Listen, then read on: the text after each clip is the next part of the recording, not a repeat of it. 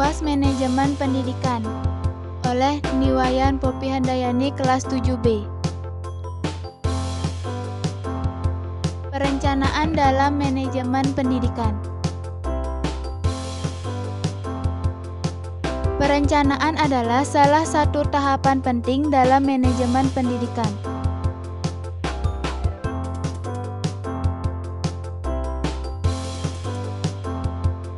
Perencanaan atau planning adalah proses mengidentifikasi berbagai tujuan untuk kinerja organisasi di masa mendatang, serta memutuskan tugas dan penggunaan sumber daya yang diperlukan untuk mencapainya.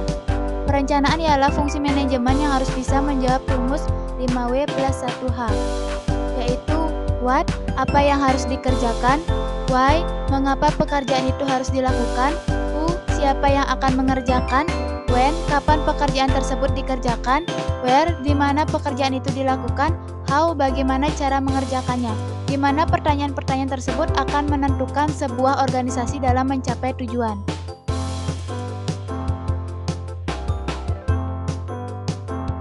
Mengapa perencanaan itu sangat penting? Karena tanpa perencanaan berarti tidak ada tujuan yang ingin dicapai. Tanpa perencanaan tidak ada pedoman pelaksanaan sehingga banyak pemborosan. Tanpa perencanaan berarti tidak ada keputusan dan proses manajemen pun tidak ada.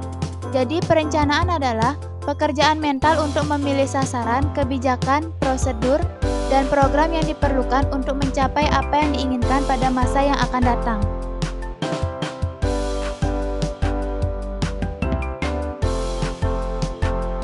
Prinsip-prinsip utama yang harus dilakukan dalam perencanaan yaitu: yang pertama, prinsip membantu tercapainya tujuan. Setiap perencanaan dan segala perubahannya harus ditujukan kepada pencapaian tujuan. Yang kedua, prinsip perencanaan efisien. Suatu perencanaan efisien jika perencanaan itu dalam pelaksanaannya dapat mencapai tujuan dengan biaya uang sekecil-kecilnya.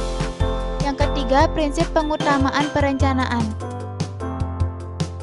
Perencanaan adalah keperluan utama para pemimpin dan fungsi-fungsi lainnya, organizing, staffing, directing, dan controlling. Yang keempat, prinsip pemerataan perencanaan. Prinsip pemerataan perencanaan memegang peranan penting mengingat pemimpin pada tingkat tinggi banyak mengerjakan perencanaan dan bertanggung jawab atas berhasilnya rencana itu. Yang kelima, prinsip patokan perencanaan.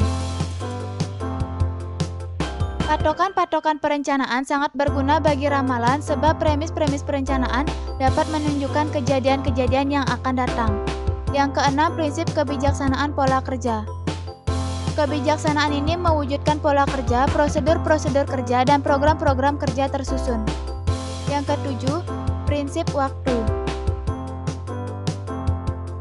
Adalah perencanaan waktu yang relatif singkat dan tepat. 8. Prinsip tata hubungan perencanaan.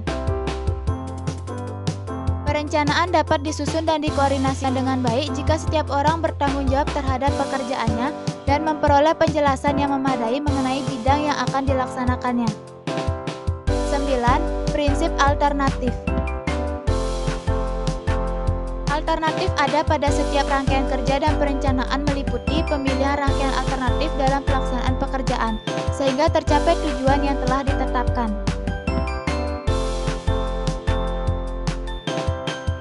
10. Prinsip pembatasan faktor. Dalam pemilihan alternatif-alternatif, pertama-tama harus ditujukan pada faktor-faktor yang strategis dan dapat membantu pemecahan masalah. 11. Prinsip keterikatan.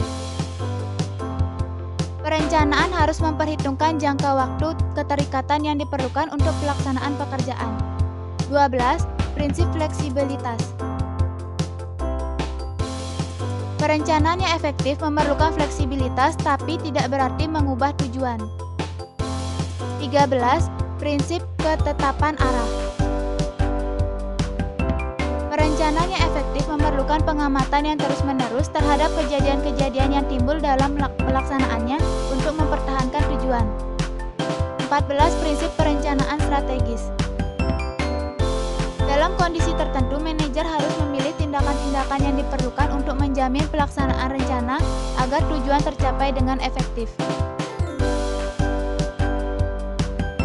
Setiap perencanaan yang akan dilakukan pastinya tidak lepas dari suatu tantangan dan hambatan. Menurut Silalahi menjelaskan bahwa perencanaan yang baik atau good planning dapat dilakukan apabila dapat meminimalkan tantangan-tantangan dalam perencanaan. Tantangan-tantangan perencanaan yang efektif menurut Handoko yaitu: yang pertama, kurangnya pengetahuan tentang organisasi.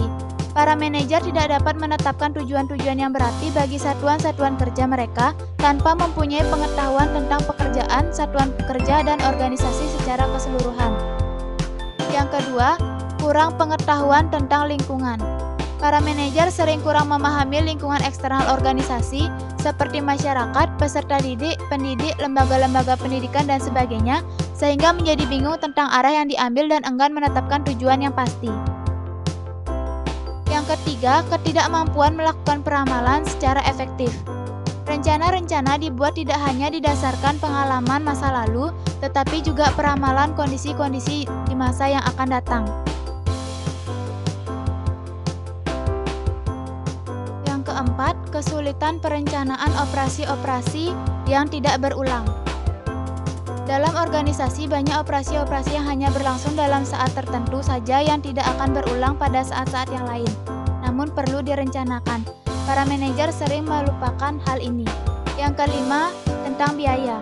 Perencanaan memerlukan banyak biaya penggunaan sumber-sumber daya keuangan, fisik, dan manusia dalam arti terjadi pemborosan-pemborosan dalam melakukan atau merealisasikan rencana tersebut.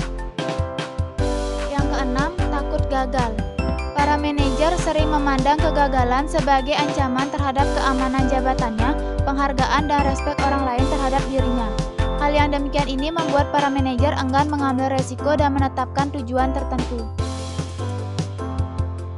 Yang ketujuh, kurang percaya diri. Bila manajer kurang percaya diri, maka mereka akan ragu-ragu dalam menetapkan tujuan yang menantang. Para manajer seharusnya merasa bahwa mereka dan kelompok kerjanya mempunyai kemampuan untuk mencapai tujuan organisasi. 8. Ketidaksediaan untuk menyingkirkan tujuan-tujuan alternatif.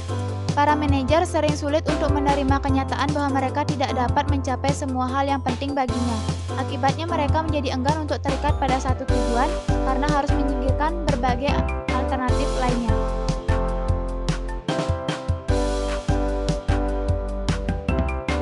Langkah-langkah yang dapat dilakukan dalam mengatasi tantangan tersebut yaitu: yang pertama, melibatkan para pegawai, terutama mereka yang terkena pengaruh dalam proses perencanaan. Yang kedua, memberikan banyak informasi kepada para pegawai tentang rencana dan kemungkinan akibatnya. Yang ketiga, mengembangkan suatu pola perencanaan dan penetapan yang efektif atau suatu track record. Yang keempat, menyadari dampak dari perubahan-perubahan yang diusulkan.